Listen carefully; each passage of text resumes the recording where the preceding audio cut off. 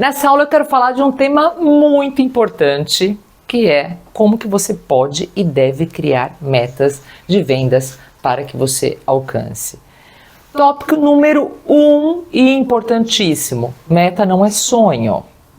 Muitas pessoas confundem meta com sonho. Sonho é algo que você pode realizar em algum determinado momento e que vai fazer sentido para você lá na frente. Meta tem que estar mais próxima. Meta é mensurável, é atingível, é algo que você pode e deve realizar. Eu vou falar uma coisa para vocês. Eu trabalho com empresas, com equipes e, enfim, dos diversos segmentos, tanto indústria, comércio, enfim. O que eu percebo? Que a maior parte das pessoas tem dificuldade em criar metas. Por quê? Porque tem medo de se comprometer. Então, de uma maneira geral, existem até alguns dados que mostram que 97% das pessoas não têm metas claras para a sua vida.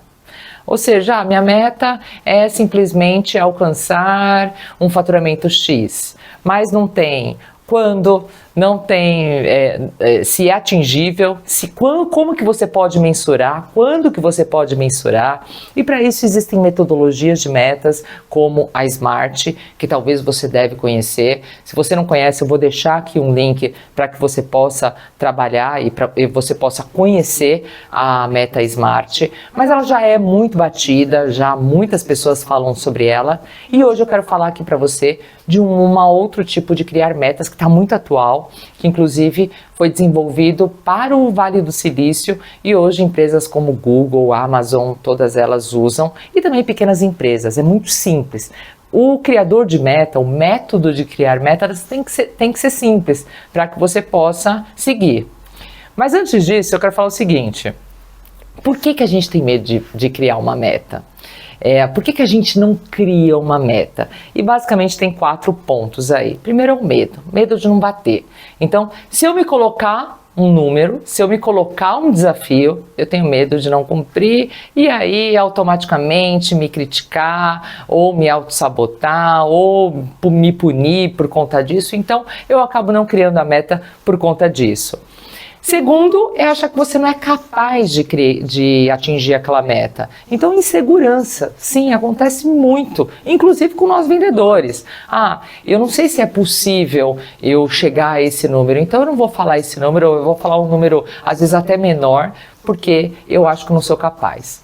Terceiro, você não acredita na importância das metas. Então você fala, quer saber? Eu faço o que der para fazer e o que chegar no final vai ser bom e eu vou comemorar ou eu vou me criticar de qualquer forma. Então para que ter esse número? Não faz sentido ter esse número. Eu quero desafiar você a 4 tipos de metas. Primeira meta de clientes novos. Ou meta de cliente, simplesmente. O que seria essa meta? Eu tenho 20 clientes, eu tenho 50 clientes, eu tenho 100 clientes. Qual que é o número de clientes que você tem que ter? Essa é uma meta importante para o mundo de vendas. Mas, Paula, faturamento conta mais do que cliente. Nesse primeiro momento, eu quero que você tenha um número claro de clientes, independente do seu segmento. Depois, eu quero que você tenha uma meta de inovação.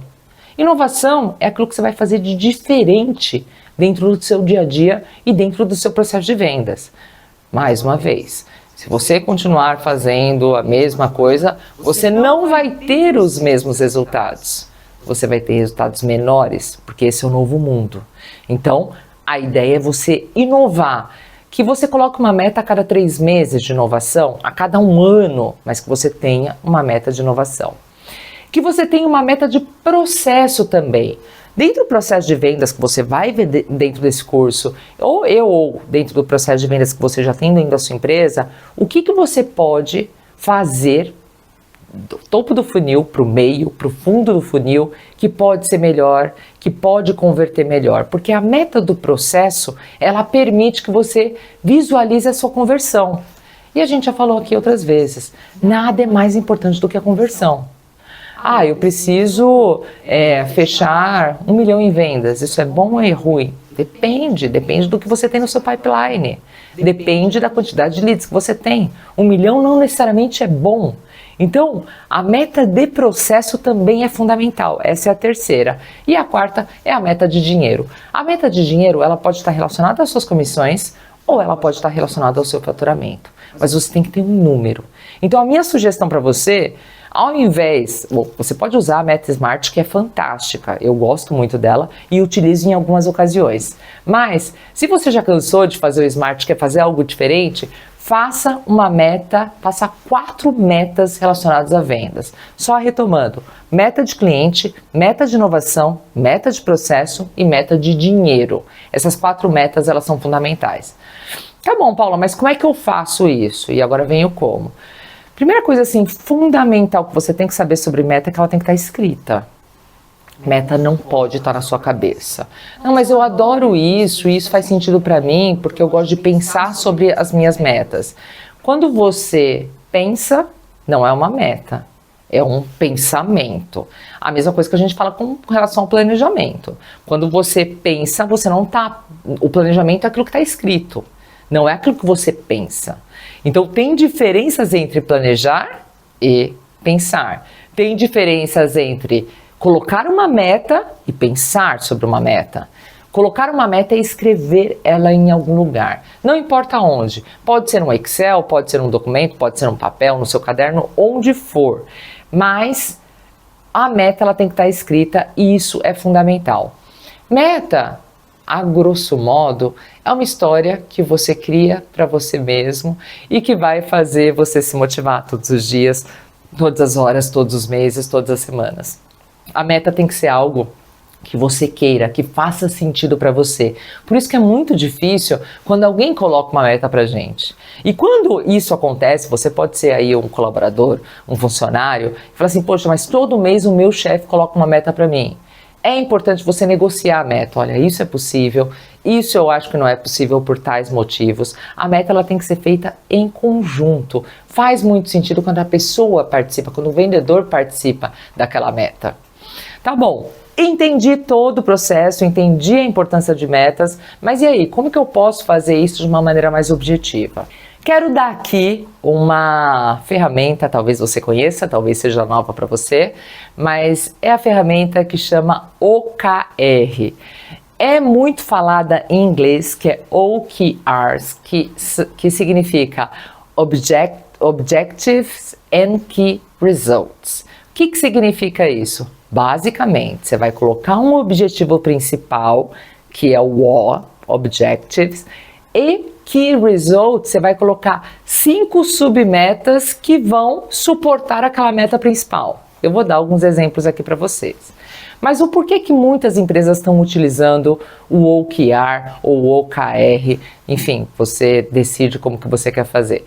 É uma metodologia que foi criada no Vale do Silício há mais ou menos uns 10 anos. Hoje muitas empresas como Google, a Amazon e grandes, também médias e pequenas usam, porque ela é simples, ela é flexível e ela é descentralizada, que também é uma palavra que estão usando muito, né? Descentralização. Então, o principal objetivo, ele vai estar no O, é o objetivo principal. Eu quero que você crie um objetivo para clientes, um objetivo para inovação, um objetivo para processos e um objetivo para dinheiro. Esse é o seu exercício dessa aula. A partir desse primeiro objetivo principal, você vai criar 5 sub-objetivos, que são os Key Results, falado em inglês, que simplesmente vão te dar mais clareza, simplicidade para você alcançar aquele. Então, de uma maneira geral, é interessante você ter poucos objetivos e melhores objetivos, porque quando a gente fala de meta também isso acontece demais. Eu tenho tantas metas, eu tenho X metas, e aí você se perde na quantidade de metas, e aí é muito longo para alcançar aquilo. O OKR, ele te traz essa oportunidade de colocar menos com submetas, que é o Key Results, que vai fazer com que você suporte uma meta maior. Então, a ideia é fazer a renovação desses OKRs ou OKRs a cada 3 meses e colocar, por exemplo, um objetivo maior que... Eu vou dar agora um exemplo de O, né, que é o O. Tornar-se autoridade no mercado. É um objetivo maior, é um objetivo grande.